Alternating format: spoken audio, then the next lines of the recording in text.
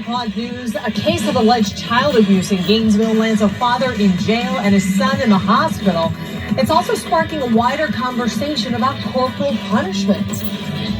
Details of what happened to the 15-year-old are very disturbing, but we mention them because our crime and safety analyst says there's a line between disciplining a child and abusing a child. As News4JAX reporter Eric Avanier reports, we're not identifying the father by name to protect the identity of his son, whom police have identified as a victim of child abuse. Gainesville police and paramedics say they were called to this Walgreens after a naked 15-year-old boy ran into the store begging for help. I came right in front of a young man,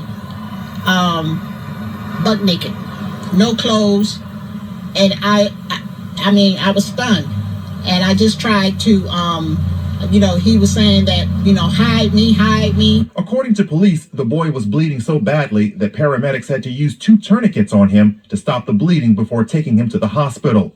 The tissue that we were about to purchase wasn't even enough tissue to clean up the blood that I saw, because there was a lot of bloodshed.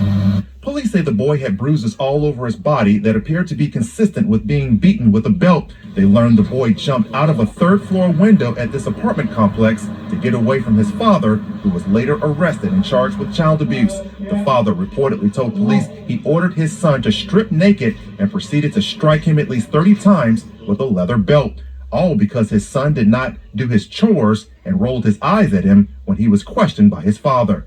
With 30 years of doing this, I can tell you that I've seen some of the most horrible child abuse cases come across my desk. News4JAX crime and safety analyst Tom Hackney is a retired JSO director of investigations. He says parents administering corporal punishment may not realize their actions have jumped from legal to illegal. At what point does this go from being something legal to illegal? Eric, it's a really gray area, but the Florida statutes are pretty clear on when it turns from that. So ultimately, you can't leave injuries on a child in the act of corporal punishment. In other words, a parent can legally spank a child, but when the spanking turns into a beating that leaves a child physically and mentally bruised, that parent has legally crossed the line. Hackney also says child abuse during the acts of corporal punishment is a generational cycle, meaning parents who beat their kids were likely beaten by their parents. Is it safe to say that there was a time when you really didn't get in trouble for whipping a kid with a belt or a switch or an extension cord?